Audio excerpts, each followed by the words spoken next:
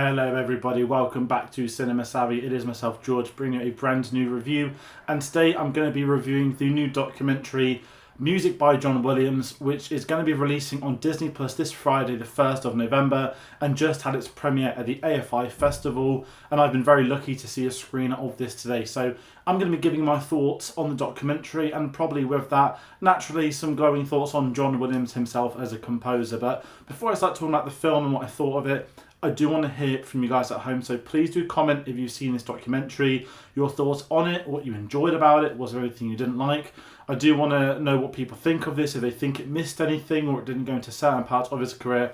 I'm really curious to know what people think, so please do let me know with that. And if you want to find out about more videos, there's a lot more videos coming. We're heading into a really busy point of the channel now.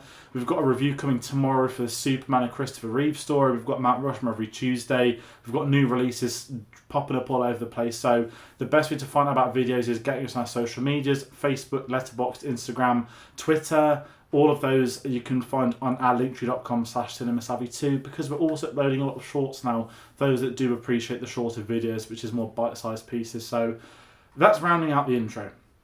And where do I begin with John Williams? The greatest composer of our time, maybe one of the greatest composers in the history of music, not just cinema. And it's a really interesting concept that to have a documentary made on John Williams. And I did think with this, it's how do you do a John Williams documentary? Because reputation-wise in the industry, he is the greatest. The directors he's worked with, some of the greatest. The series he's worked on, some of the biggest series ever. The work he's done, his contribution to cinema and what his legacy continues to grow and be is unparalleled within this industry.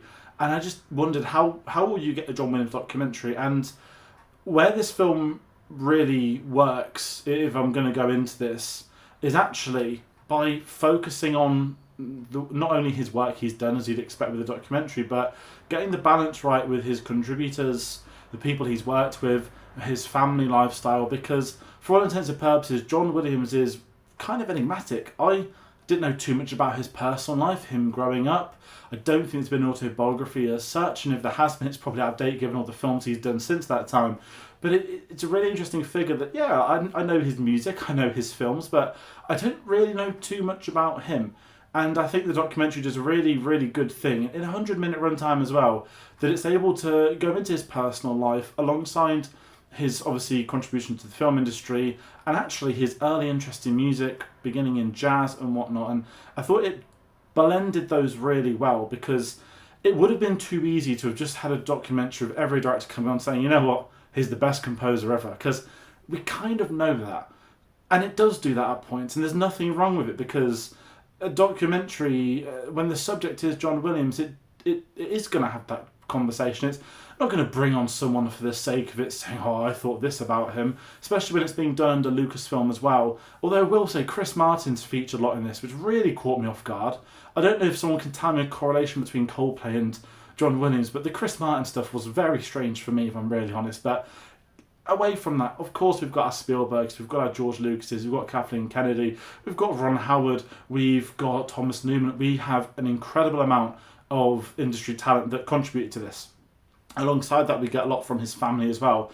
And as I mentioned, I didn't know much about the family, so if you're going into this thinking, I'd like to know more about John Williams the person, you're actually going to get quite an eye-opening look into that. A military background, of course, family tragedy, what you would want to see in a documentary about him. And as I said, it's so hard to take his career, his life, and just prop it into 100 minutes, but I do feel like this documentary does that really well. And it's done in quite a linear way too, where it will begin with his earlier days, but then maybe you'll sort of zigzag a little bit into a film or a piece of music that was more important or part of his career. So obviously, as I mentioned, we get his military stuff in his earlier days. That then shows into how that moved him into TV, which moved him inadvertently into film. As you fly through the film stuff, which we all know about, I'm not going to tell you what it was like making Jaws. We then get to the side of him, which is he loves to perform, and through stuff such as Star Wars, he was being invited to conduct his film scores, and how that became a massive part of his career and what he enjoys doing. So it's structured in quite a formulaic but necessary way. And I don't think with this documentary you're going to get anything outrageously out there or extroverted or some over-the-top niche type of filmmaking. This is John Williams. Something this film does really well, which I didn't know about, was actually his focus on not orchestral music, but almost his, not anti-synthesizers, but you look at the work of Hans Zimmer, you look at the work of John Williams, to me the two best composers working today and have been for the last few decades, and their style of composition so completely different. And this film really explores what makes John Williams' music sound the way it is, how it has stayed that way for the decades, and his traditional sense of scoring, his music, what he listened to, his background, makes his piece of music like that, which is so different to Hans Zimmer. And I think the film explores his mythology to how he works really well, that would be very different to other composers. And actually there was a really, really cool bit in this which completely caught me off guard. I remember once someone saying to me, and this isn't just me moaning for Star Wars, but someone once told me that George Lucas should have no responsibility for the success of Star Wars, and that John Williams is the reason Star Wars was a hit. Now, that stuck with me for years because it's a moronic comment. But what this documentary does really well is it shows John Williams working with directors. Binary Sunset's one of the best examples within this documentary. John Williams speaks about how he'd recorded a version, George Lucas listened to it, then it cuts to George Lucas talking about it, and George Lucas says, I don't think this actually works for how I envisioned this scene in my head. Now picture Binary Sunset saying it didn't work. And then it literally comes up, John Williams is like, and I went home the next day, I made a change as requested, and that then became Binary Sunset. And it was really interesting, and it shows the original music piece as well. It shows how important the work is with the director and the composer, that the best composers are going to listen to some of the best directors. And in 1977 of all times, George Lucas isn't the George Lucas we know now, and John Williams, at that point, is a bigger name. He's done Jaws, but he's still not the John Williams of today. So it's a great insight into his working relationships with his frequent collaborators, and that's what I wanted to see. Spielberg sort of taking over an interview with John was great, because we just get to see the two of them having that friendship, being close with one another, and how that then also reflects in their work. It's a really great documentary, and if I'm really honest, this is just going to be a glowing review of it. I don't have anything I can sit here and say I didn't like this, I didn't think they did this. You could sit there and say, oh, I've got a favourite piece of music, they didn't speak about it. Look at his career, you're never going to get it all covered, but I think this film does the absolute right thing in its structure, taking more time to talk about his relationship with Spielberg, going through the decades. There's a really, really nice piece with Chris Columbus where they speak about John Williams coming onto Home Alone, how it happened very last minute, and John Williams just says, I was really intrigued by doing a piece of music with Christmas sounds. And then that then develops into the Harry Potter films. And for those that have always wondered why did he leave the Harry Potter films, it doesn't answer that directly. I'm sure you can piece it together when you look at the films John Williams did do in 2005. There's a great soundbite where he says, I don't like other people doing the sequels for the films I work on when I want to do them. And then he kind of says he doesn't actually enjoy making sequels soundtracks, but for Star Wars, for Indiana Jones, and for Harry Potter, he didn't want anybody else to be able to do those.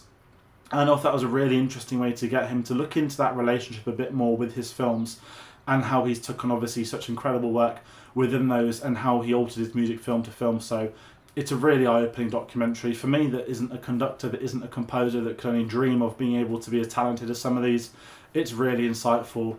And I do recommend anybody that is anyone within this film industry, whether you're a fan, whether you work in it, whether you're curious, whether you're a musician, this is a must-watch, because he is the finest composer of our lifetimes. And I think the minimum you should be watching this film just to get an insight into how he does the music the way he does. And it is quite inspiring because it's John Williams and he's just the absolute greatest, and it ends on a really beautiful line as well. And I do hope you get more scores from him. I know he said he's retiring, then he also said he'll come back for Spielberg, then he said he'd come back for Bond, so who knows if we've had the last John Williams score. It does have a great little moment with the Fabelmans, and actually with the American history speaks a lot with that too. I didn't realise the importance of his music over here in the UK. Yes, it's John Williams, it's a great film score, but in America, how important his music is to their military, to the Olympics, and loads of other things, NBC News. So I thought it was quite eye-opening getting into the domestic side of things too, but that's going to round out this review. As I said, it's glowing. I really recommend this. I've really had a great time with it. all the people that needed to contribute to this documentary were in this documentary. I'm sure people could pull names out the hat that weren't in it somewhere, but just given his work, his career, it's a really good one, and I definitely recommend you watching this. So, as I said, it is streaming this Friday on Disney+. Apparently it's getting a limited cinema release. I've seen nothing here in the UK. It says it's going to get one in London. I've seen nothing for it being screened in London. So make of that what you will. But it will be streaming this Friday, and I do recommend people to watch it. So that is going to round out this review today. I hope you've enjoyed it. I mentioned we've got a few more things coming. The Christopher Reeve documentary tomorrow. Back-to-back documentary reviews. The trickiest type of reviews to do has always been a documentary, so that's going to go up late tomorrow night. We've got a few more videos coming after that, so once again, thank you all for watching, for commenting, for supporting us recently. It does mean a lot, and we'll see you on the next one. Take care.